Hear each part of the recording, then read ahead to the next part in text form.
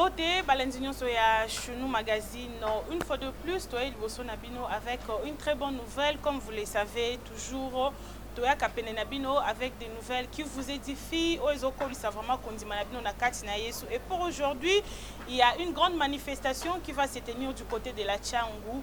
Précisément, na église et miaf bokolanda ba détail nyonso awa première édition, il y a campagne d'évangélisation dénommée Bethesda. Tozali awa sur place na l'évangéliste Paul Katende, papa Paul Katende oyo akolobela biso vraiment en long en large concernant cette grande campagne d'évangélisation qui se tiendra déjà à partir du vendredi 15 jusqu'au dimanche 17 avril de l'année plutôt 2022. Une fois de plus, mesdames et messieurs, je vous salue et vous demande vraiment à cause à la brancher, cause à la vraiment poser, parce que la question est a déjà beaucoup d'éclaircissement na kati ya émission Oyo. Bonjour, évangéliste Paul Katende.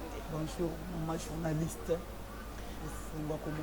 Merci beaucoup, papa. Bonne santé na yo, santé pour l'église. Santé Nangolu, Malamu, l'église ensemble, Kolazo Salangolu Nakas.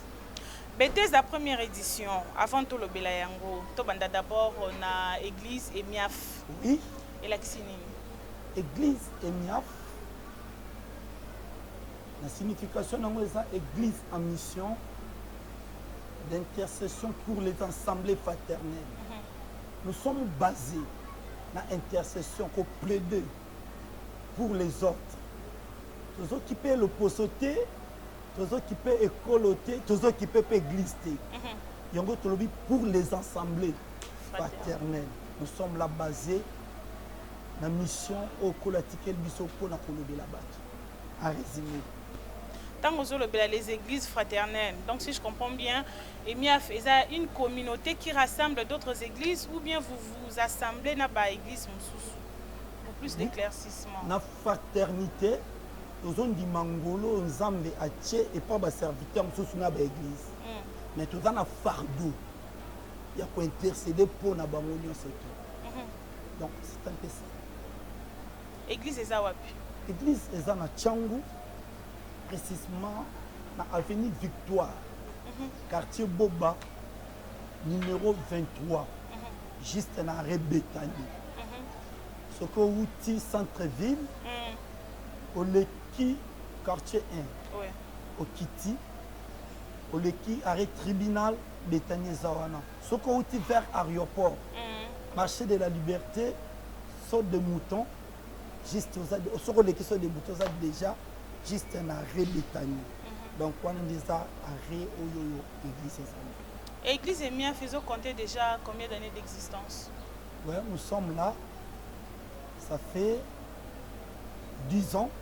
10 ans déjà? 10 ans par la grâce de Dieu. Ah bon? Et comment Makambozo le Kanakati église, début, c'était vraiment facile. Et ceux qui essayaient les lots, ça a bis au bilan, il y a depuis existence, wana qui nous disent en haut, il y a les lots. Bilan, ils Bilan, ça. Parcours, on a bilan. Parcours, ça, malgré il y a des hauts et des bas, mais nous sommes battus la biso, nous sommes côté dans Ngolou naïe, malgré. Pas difficulté, qu'est-ce qui vous manque? Malgré wana, ils nous sommes la biso, ma cambre délai, oyoyo, nous sommes comptés, na aide d'un colo, et aide à battre 6. Pour ça, tout le monde est aux alabaïngra, comme ta coquille azate. Merci beaucoup, évangéliste Paul. C'est vous le responsable numéro 1 de l'église ou bien comité Moko Ezali? Dans ça, responsable numéro 1, il y a l'église, malgré que le comité est ça, et vendit à l'âme. Donc, je ne travaille pas seul. Tous ça, un serviteur puissant, aux ambabéna pour la salam. Alors, objet vraiment, il y a une émission Nabiso Lelo, Ezali campagne Oyo, Bethesda première édition. Alors, l'église est coquille déjà 10 ans. La 10e année, nous avons organisé cette grande campagne. L'Ikanisson a d'abord réussi wapi? L'Ikanisson n'est pas mieux pas ensemble. Zambe a soufflaki. Moi, on a biso. Mais pas melo ya bon zambe wana. Dès nous sommes là. nous sommes là pour bêter cette première édition. Inspiration et utaki wapi? Na église ba convention bosala kate, il fallait kakane oyo bo organiser beteza elo konyo so ezaka na début na yango. Ba convention et ça la maka, ba activité ça la maka. Dernièrement tu es au sala convention ba maman femme lève-toi. OK. Tu es au sala, on déjà tout ça là mais pour na moi oyoyo, tu as bêté cette première édition. Si ma bêtise la première édition, objectif est années. Il y a beaucoup d'objectifs où des gens ont senga yo mto na biso, aux ala attaché na biso. Bon bien on a secret mais nous signaler déjà en passant que deuxième édition il y a bêtise des oya. Donc bêtise ça tout sous Karanati. C'est vrai papa Paul, première édition Kobomba, je ne sais pas trop parce que na muto a Kolanda. Oui. Nini ko motiver vraiment que atikanda kunaye aya ko participer. Ce qui est le but que ozo bomba, au monter que quelque part oza ko bloquer watu mususu plus pour na ba baza faible spirituellement. Wana oza na ndambo raison. Tant na lobby na ozo bomba na bombi par rapport à activité mususu. Ba programme eza déjà bongi to lancer, mais Bethesda eza na secret ya bonzambo e komoni samba. Pour Bethesda na mokuse ezoloba maison de bonté. Donc bonté ensemble et komoni sama pendant activité. C'est que nazo c'est déjà mtunyo soto zo landa biso que bonté onzambe a tiapo na yo. Omoni sama ngo comprendre tango tanga thème. Déjà tes maisons lobela, tu ne mourras pas avant sans avoir vu ce que Dieu t'a promis. Yango pe déjà na lobi pona mutu wana ekokisama na vie na yo. Pour déjà ça amen. Pour promesse ezala captiver na baja ezala activer na baja ba activité abu. Yako komona loboko ensemble. Mais pourquoi katem oyo? Nzamba pe ma faté soko moni la kana yote. Ezana ba liwa mususu batu ba kufa lelo. Ezana batana bango te. Ezana batu mususu ba kufa promesse ezotika. Na Bethesda ezala accomplissement total ya promesse. Muto nyonso to zo kanga aya. Liwa ezala prévu pour na 2 jours et to poussa na déjà pour na 20 ans. On peut fêter son anonymité. Donc, ezana makambo nzamba bongisi spécialement pour na yo na famille na yo. C'est que yaka na libotano, yaka na camarade na. Les tests ezana ba gloire. Yaka na muto déjà azwa pe azwa ton ya ko participer na ba campagne mususu par-ci par-là. Peut-être pas kenda kuna balobaka yaka okomona boena boye amona pelo côté papa Paul. Alors na Bethesda o ya bino première édition. Valeur ajoutée kozala nini, quelque chose de particulier par rapport à ba campagne mususu o esalema peut-être en place muto participer mbalebele. Valeur ajoutée. Dans mon aimé à mon tuer les quignons se sa présence à Christ. Bethesda pour le loto lobelango bonga ki mutu moko aleka. Na Bethesda. Babanda kozala maye ninga na me mutu wana tango aleki. Azali na posa ya okota na maite. Valeur ajoutée to oyo dota la force par rapport ya oyo lobamaka et ça que ezala na passage ya Christ pour na mutu nyonso to koza. Ezala na passage ya Christ. Et puis passage wana et que ça là que muto ya koya promesse na abika yango amon accomplissement. Quand eza spécialement oyo ezana biso les 3 jours. Le Saint-Esprit étant vraiment très capricieux, vous êtes sûr que jour on a vraiment Christ en moi koleka. Papa pour le que Saint-Esprit est na ba caprice beloyebi. Oui. Na moi kanda peut-être na moi place mo boson et puis si bien té otomboki modérateur a glissé mon loba moko boye. Et Mathieu Souna Banner, êtes-vous sûr vraiment que ce jour-là le Saint-Esprit sera au rendez-vous? Le Saint-Esprit est aux zala pour sa promesse. Na thème où tu kotanga olobi okufa te so na moni bilakate. C'est David qui l'a dit. Na force ya église. Tu as la promesse ceux qui vont sangani atami balé. Nazana kati na bino. C'est que Saint-Esprit a déjà au rendez-vous. Donc quand on a le déjà bandi au tambola na yazo konzo pour na rendez-vous à Bethesda aux angate au bikapé le boko ensemble. Caprice na yeza on ça la plus que oyo linga. Ya solo. Ouais. En tout cas, tu la Paul Maboko. Je sens vraiment Une motivation terrible. En tout cas, faites un effort. Il y a les 15, les 16, le 17 avril, il y a année 2022 et Kozala Wapi précisément. Toujours à l'église ou bien vous avez la place pour choisir? Le test première édition, tu préférais qui 2 jours dans la salle, Bethany, ou peut ça convoi Bethany. Ok. Et puis, 3e jour, le 17, dimanche, tu clôturons dans l'église Emiaf. Église Emiaf, et ça, avenue Victoire numéro 23, arrêt Bethany. La salle Bethany, et ça? La salle Bethany, et ça, juste un arrêt Bethany, pour un biso batutozo outa, centre-ville, au l'équipe quartier 1, Kimbuta, tribunal, au Kitine, arrêt Bethany, au Katisi Nangambo Massine. Pour un biso batutozo outa, aéroport, au l'équipe marché à Liberté, au l'équipe saut de mouton, après, au commis déjà, na arrêt Bethany, sur retourner à moi dans le cas. Et ça, Nangambo Massine, ou bien il y a. Et ça, Nangambo, il y a Massine. Et ça, Nangambo, il y a Massine. De l'autre côté, Ndjili, mais tout ça, Nangambo Massine. Ok. Voilà, merci beaucoup. Et vu l'information, tout le monde qui est déjà sur l'affiche de la campagne, on a mon côté Bayembi, pour Bengisipe Bayembi pour agrémenter la campagne. Ouais, merci beaucoup, maman. Tout le monde est bien à CPL. Tu Bengisi Bayembi en Gouya, on zamba pakola mafuta.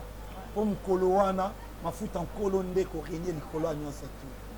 Tu as un frère Nabiso Billy. Oyo yope bientôt le koyo kayeper ko invité yo attend les réseaux sociaux.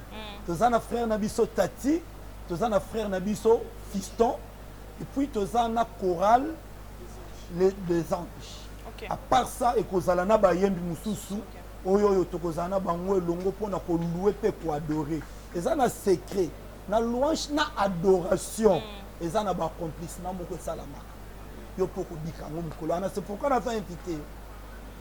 Merci beaucoup Papa Paul. Alors boti kolanda que du côté la musique bayembi pe bakozala. Alors la télé ce sont les images. TV Ezaka Maloba Pambate. On a confirmé, dire oh Yaouti Koloba, nous allons suivre quelques vidéos. Il y a Bayembi Oyo Bazali invité Nakati ya première édition Oyo ya Bethesda, c'est parti.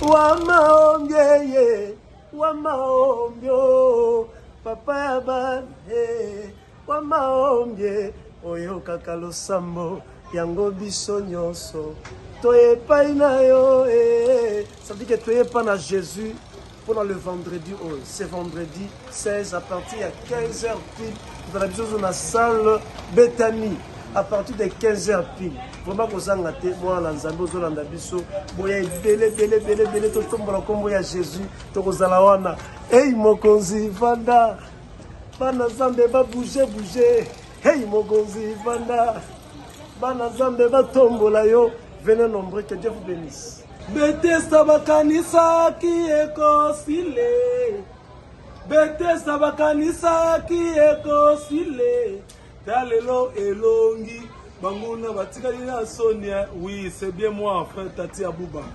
Les 15 oyo, les 15 à partir de vendredi oyo na 16h tokuta na biso tout na arrêt Bethany. Donc on aura 3 jours ya pam. Soro juif mikolomi sa toano disposant pour na Bethesda. Zambe wana opambola yo. Tokozala wana biso nyonso. Bethesda bakanisa ki ekosile nga Abouba, je serai là. Merci.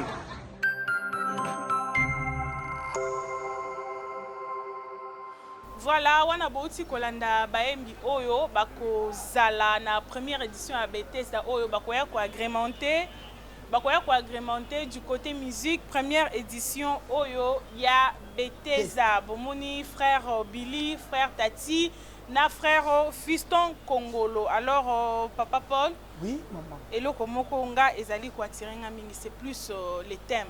Thème o ezali na première édition ya Bethesda oyo na kokufate okokufate plutôt soki moni bilaka na yo kokokisama te. Alors na o etali promesse na oyo etali promesse moto akoki ozala nango comment moto akoki koarrive na koyeba ke no vi peut-être bamakambo nzambe alakanga boye eza na baoyo nano ekokisami te. Comment la personne peut arriver à identifier cela? Oui, merci beaucoup.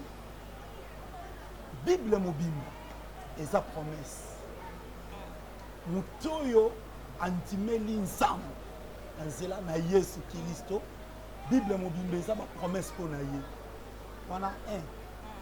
Deuxièmement, nzambe alobaka na nzela basali na ye les prophètes. Un prédicateur oki otelema to prêcher oyoki ke te te oyo vraiment eza yanga Maman Berthe oyo yanga eza promesse na ye. Nous avons beaucoup de promesses. Sko moto akoki kozala na bilaka wana nano ekokisami te. Eza na ndenge baaktivaka yango. Baaktivaka yango na prédication, baaktivaka yango na prière, baaktivaka yango na adoration, na louange. C'est pourquoi oyo tozosala na Bethesda moto oyo ya 38 ans azali na promesse ya guérison mais bongaki motu moko aleka pendant milulu promesse ekokisama mpo moto aleka akokisaka promesse akokisa mpo Bible ekomi oyo asalaki promesse aza fidèle. Nakobenga yo mona fidélité na ye na Bethesda première édition. C'est vrai. Ouais, je le confirme. Voilà, tout le monde peut na affiche ya événement Oyo, et ça na un autre orateur, Wazali invité, outil précisément na États-Unis. Alors tu peux pourquoi ce choix? Pourquoi ce choix? Évangéliste, prophète, pasteur, Jansi Kalumba du ciel. Pour nini choix wana zake Nzamba tchaki na kati na yasa. Premièrement, c'est l'élection ya Nzamba. Pour na canal na ye, eza na ba accomplissement ba tebele ba kobika ngu. Ye aza mwana ndako. Après tamulai ya voyage à Zongi, Nzamba peut déjà proclamer que la première édition ya Bethesda ozala parmi ba orateurs. Oyo nanzela na ye lipambole komonisama makasi oyo nazopesa déjà mbote koloba ete ngolo ezingi ye ekotala pe partage na yo moto koya ezaka kaye parce que aza mwana ndaku, pourquoi pas avoir choisi peut-être 2-3 autres orateurs. Choix ya orateur premièrement les élections ensemble pour nzambe nda permetaka nzambe nda lingaka orateur prophète Jansi Kalumba du ciel azali parmi ba orateur naza mwana ndako. Après voyage molaya salaki na États-Unis d'Amérique kozonga zongi nzambe asepelaki ezala bongo azala parmi ba orateur ba oteya eza te toponika ye po eza pe première édition na deuxième édition au monde na ba pasteur na boka koela obwaka libanga mais pasteur wana ozala pe na deuxième édition eza oyo zamba bongisa ki pour la première édition. Voilà, merci évangéliste Paul. Et comme déjà Toti Kolobela, orateur Moussoussou, ko talibanda po na côté alisusu na kati ya BT sa première édition Oyo, tozo landape interview na ye autoréalisa ki na équipe ya Chounou Magazine a pesa ki pe mo na ye de sensibilisation par rapport à cette première édition de Bethesda.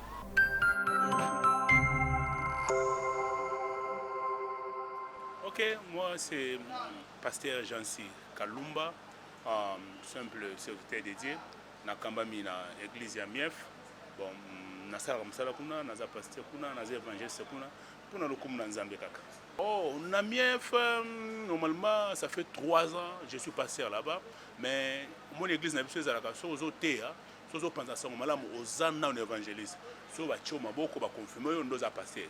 Mais il y a 3 ans, nous avons pasteur na Mief. Mais auparavant, nous avons évangéliste, nous avons évangéliste normal, nous avons un message en Zambie. Mais pour le moment, je suis pasteur de l'église na biso ya Mief. Oui, puis Maman Beki, Batum Susu, Bazozo a bêté de la première édition na Loyenge Kaka. Oui, puis Moutouana, Oyazaki paralytique, na Bethesda azaki na moyen mususu te oyo akokosa sortir place wana omoni mutu akozala na bacamarade comme soza wana oza na bacamarade botambolaka na bango boliaka na bango bomelaka na bango me basungaka yo te ndenge papa wana azalaki so te paralytique wana azalaki na bato bandobela mutu pasi bandobela libumu pasi bazalaki na facilité akota na mai avant ye me batikelaki ata tante ye pa dina na mai mpo azolobiko mais scolaire nzambe ayaki su nzambe ya mai te ayaki nzambe akokauka ça veut dire nzambe akokauka asalaka dimension oyo alingi tozodépendre na mutu te todépendre na noko te todépendre na papa te so todépendre na nzambe oyo akokauka mpo ye aza nzambe omoni nzambe asalaka bamiracle mosusu ezalaki selon ye nzambe atala Bartime ayebisa Bartime yo mona mpe Bartime amonaki mais eza mena mosusu nzambe asalaki ayebisa Bartime te mona nzambe atiaki so atie mai na miso moto amoni c'est que ça dépend na bamiracle oyo nzambe akosala kati ya moto effectivement mama beki nzambe ayaki kaka mpona biso bato malamu te nzambe ayaki kaka te mpona bapaster nzambe ayaki mpona bato mabe nyonso wana c'est que nayebisa bana nzambe nyonso boya otala nga te boya otala baorateur bozala wana te boya otala nzambe aloba ni mpona vi na yo c'est so nzambe akoloba c'est que fo ozala wana oyoka oyo nzambe akoloba c'est que ezodépendre na mutu te edépendre na bajournaliste oyo bazala te to na bapaster oyo bazala te edépendre na moto oyo akutana na nzambe mpo betiede ezaka ke nake kutana na nzambe mpo paralytique wana sorne ezalaki lere akutane na nzambe nzambe ayebisi ye zwa kilo na yo oyaki nango zwa mbeto na oyaki nango telema ke ndezaki problème na ye mpo sotala miracle wana ezalaki samedi et pourtant samedi bamikolo wana bato bandosala misala te bato bandokende place moko te mais nzambe azalaka na jour ayaka visite motu te nzambe ayaka jour ya lingi nzambe ayaka jour ya mesani koya nzambe aza motu lokola biso te nzambe akoya na ngomba nzambe akoya na mai nzambe akoya na se nzambe akoya partout ya lingi c'est ça l'œuvre de Dieu nasengi na bato nyonso bana tiango nyonso bana ya lemba nyonso bana limete bana ya mikonga ansele tosengi na bino boya na campagne na munene eza le 15 le 16 le 17 baya elongo tokumisa nzambe baya omoni mikolo ebele tokutani te mikolo ebele tomonani te mais nayebi le 15 na le 16 na le 17 tokomona na sikoyo kimolimo oyebi baswahili bazala terme balobaka mungu atakuwa pale c'est que nzambe akozala wana c'est que tozalaka na posa nzambe azala wana apambola bana nzambe c'est tout.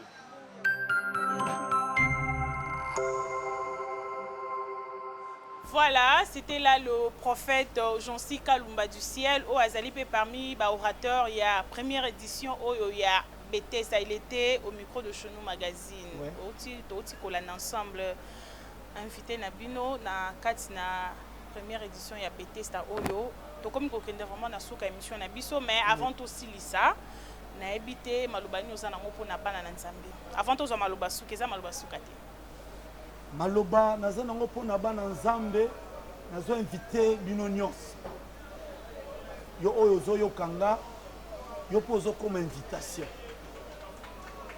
invité azo invité ndenge na invité yo poza ko invité ba membre famille na yo ozo invité ba collègue na yo pour promesse moko Nzambe alaka yo mukolo wana ozo bimana accomplissement na ngona ba lobité les mêmes mukolo puis pe kande na zo ba ozo bande déjà ko bikango bolamu na Nzambe e kozinga yo c'est pourquoi on a pour inviter yo pour ya ko palper gloire pe honneur yo Nzambe réserva ki po na yo na Bethesda première édition. Merci Papa Paul. Au tamboli mon côté, na moni po tamboli na équipe Mobimba Awa, ba membre ya église avec votre permission bien sûr toko pesa pe maloba na bandeko ba tamboli na moko na moko pa e ba ko pesa maloba na e par rapport ya Bethesda première édition nazo banda na droite nanga. Bonjour papa. Ah makambo etali ba bilenge nde yo. Voilà, en quelque sorte. Et Bethesda première édition na moni bo tamboli na Papa Paul pour évangéliser to pe ko bengisa bana Nzambe par rapport ya manifestation oyo na maloba mukie okwebisa balandini na maloba mukie na ngina bisa bana Nzambe obazolanda biso même si oto bana Nzambe te bande ko nyonso ba aux occasions kolanda biso Bethesda première édition eye pona yo muto yoki biso potali biso eza mbela o Nzamba bengi biso pour que toya na ba fardeau na ba problème parce que Bethesda eza lieu où batu bande ko na ba problème ba difficulté na bango ton ba komi ba kuti solution nous croyons que avec la présence de notre Seigneur Jésus qui nous appelle, mutuna mutu arozanga te kozwa solution moko na kilo ayaki nango na mwa mukie na koloba pona Bethesda yango wana. Et liloba plus particulièrement na bilenge o mingi lelo bazo vivre na kati vraiment ya baloyenge ba jeune lokola yo ko ebisa bango. Voilà, nga pe na zelenge ya liboso et tout le monde a un contexte o bazo vivre na loyenge te. Eza pe bilenge belé déjà ba plonger na musala ya Nzambe. Mais na ba onanu batikali bien que temps egoza ya bangote, mais Dieu peut créer un temps pour tout et chacun de nous. Que non baya ensemble na biso to affronter makambo to zanango liboso et déjà même à l'église et partout place signon surtout jeune à Rosala nazo motiver aya alanda biso place tozo kende na bi que solution moko eza attaché par rapport ya koya na yewana. Merci beaucoup. Merci beaucoup président. Président ba jeune. Merci beaucoup namoni maman Zawa. Bonjour maman. Bonjour maman. Comment on a maman Clarisse Mbouye. Maman Clarisse au sein de l'église. Bon. Tiraza mondimité, tiraza maman pasteur. Ah, donc non, Papa Paul. Papa Paul, on c'est la biso boy vraiment. Ah. Donc, to lukaba mystère à Bethesda, to banda suko lukaba mystère ya awa. Donc, merci beaucoup. Et ça honneur pour Nabiso, ko yambayo mama pasteur.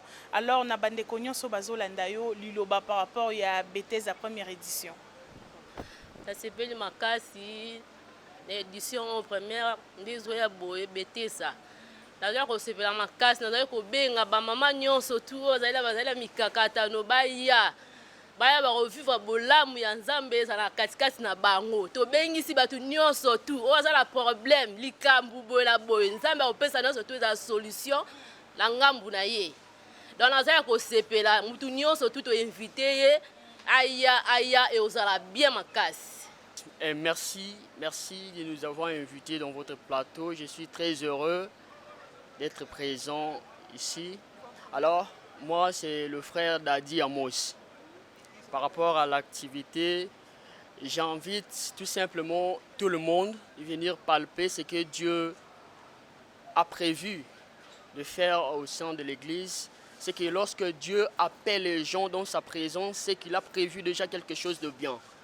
En fait, Dieu nous précède déjà lui-même avant que nous puissions venir dans sa présence. Il est déjà là. Alors j'invite tout le monde, les jeunes, les papas, les mamans, venez dans la présence de Dieu.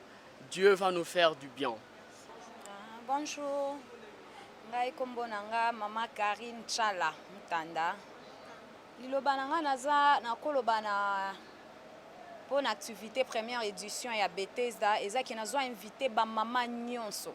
Ba jeune sœur nyonso. Je crois balobeli en gros nani mingi likambo ya Bethesda nga na olobela sur nani thème na biso tolobela tu ne mourras pas sans voir sans que mon a promesse on zamba saini abongisi pona yo. Il y a de mamans bazo vanda na bandaku bazo lela, il y a de mamans oh ba jeune sœur oh ba vandi bazana ba problème na yo wana ozolela tant que non telemite pona ya oluka nzambe soko telemi oye na programme oto ana ngo ya Bethesda eba ke promesse na yo kotika la ka promesse to ko mona accomplissement nango parce que tant o ya pesa ka promesse azala ka pe fidèle pona ko accomplir yango wana na bengi si yo mama yo zana problème à maternité yeba ke na Bible promesse wana ezali mais tangu yo koya okomona accomplissement nango yo jeune ozolela nazo bengisa ba jeune sœur nyonso nazo bengisa ba mama nazo benga batu nyonso tangu yo konyata ka makolo yeba ke oyo azalaka fidèle akozanga te kosala nini komona yo pe kokokisela yo promesse en tout cas to bengisi bino boya ebele boya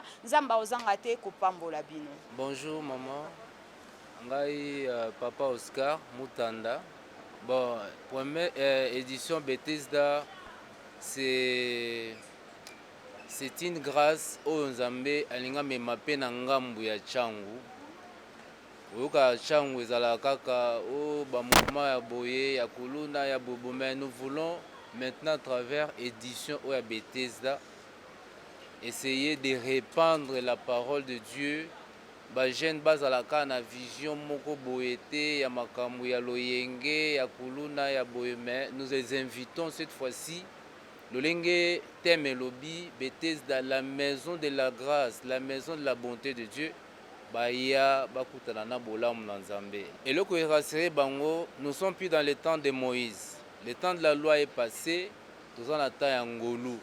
Auto présenté bango azali plus que Moïse. Moïse a amené la loi, mais auto présenté bango a komemela bango ngolu na Nzambe.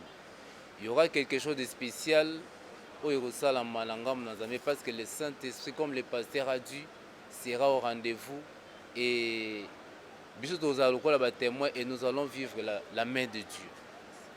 Merci Papa Oscar pour na maloba ya suka outi kopesa pe mot de sensibilisation na yo par rapport à cette campagne Bethesda première édition. Tozonge pas Papa Paul. Papa Paul, tu dis que pendant 3 jours wana ba maté a ekozala. Mais déjà pour na kocha ba ndeko bazolanda biso un peu de saveur na lolemo parmi biloko ekosala que promesse ya mutu est tardée. Yo peut ko intervenir na kati ya campagne oyo ekoki kozala nini na nini. Merci beaucoup. Question Moutouya. Parmi ma cambo que ça qui promesse à Moutouya et où mais là les soum eza les cambo les bosso les cambo mi balé les autres à la manque il y a prise de conscience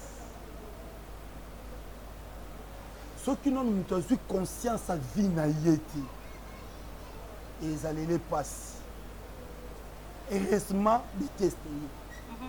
Ceux qui n'ont qu'à voir, ils balé pour au team qui n'a pas su canal. Tous avez qu'à juste na besoin d'ango et si qu'on a bannion sur tozo bengisa attitude ni batona faut ba adopter. Mususu pas comme on a neka le quoi frère Billy Azali, frère Tati Azali, frère fiston Azali na kende ngaka na kende ko bina esengeli batwana ba adopter attitude nini pour ba arriver réellement na ko palper promesse wana attitude nini bongo ya nango na première édition à Bethesda attitude eza ya mwasi ya kotanga makila tangu na kokoma tangu na koloba na ko palper promesse pourquoi ton toya na attitude wana ba otindike ta sandela Baotindike ta yemba, yemoko zo sentir déjà que vu qu'elle a eu conscience, je vais parler comme Bartimée, je vais crier encore plus fort pour et tel Messaïe à salelanga quelque chose. Voilà, bandeko bazolanda biso aussi décision quoi na Bethesda oyoki attitude ya ko adopter yaka vraiment na toute concentration et puis na attitude moko que nazo kende déjà pour na ko arracher quelque chose de la part de l'Éternel. Papa Paul to komi vraiment na suka il y a interview na biso avant ya ko silisa na o nyonso to lobby peut-être eloko to lobby te avant na tuna mutuna moko ezolanda na sima. Ok, c'est bien. Nous avons pas mboloyo. On a musala mala moyo sala. Obika accomplissement. Oyo na koki ko bakisa en dehors nango. Tozo senga pe lisungi na yo na 2 jours et kalibso ya intercession. Tozo senga pe participation na yo financièrement. Eza mabete. Tozo compter na Nzambe abatela biso nyonso tozala malamu kolo ane kokisama. C'est un peu ça. Eza mabete parce que Bible peut lobby elangeza munene. Oui. Mais basali baza muke. Donc basali wana na balolenge nyonso. Merci beaucoup Papa Paul. Alors to comme vraiment na suka ya émission na biso na bandeko nyonso balandi biso. J'espère que vous notez na ba agenda na bino na ba programme na bino bisika nyonso bokomaka ba programme na bino déjà pour cette semaine à partir de vendredi oyo okendaka musala okendaka classe okendaka par-ci par-là yeba que à partir ya après-midi déjà à partir il y a 15h rendez-vous na Bethesda et kobanda de quelle heure à quelle heure déjà de 16h à 19h30. Okay. Respect à Ngonga pe kozala Papa Paul. On a vraiment tout bêta c'était pour yo moment nango to ça vraiment. Bambo ta kopé Césali. Na pe Simboté, na pasteur Jessica Tambwa. Na pe Simboté na oyo nyonso to ayebi eniaf apesi mbote na basali nyonso to ya nzambe lipamboli na nkolo ezala mosika na yo te sans oublier docteur Moïse Tibumbu mwana mbola. Merci beaucoup. Biso topesi mbote na balandi nyonso ya Chounu Magazine. Topesi mbote na bao nyonso balandaka biso, bao nyonso basalaka biso confiance, place nyonso bozwami, Afrique, Europe, Amérique, partout, Congo, Kinshasa. Topesi bino mbote, nous vous disons un grand merci pour votre confiance. Tokutani déjà la semaine prochaine pour un numéro ya Sika.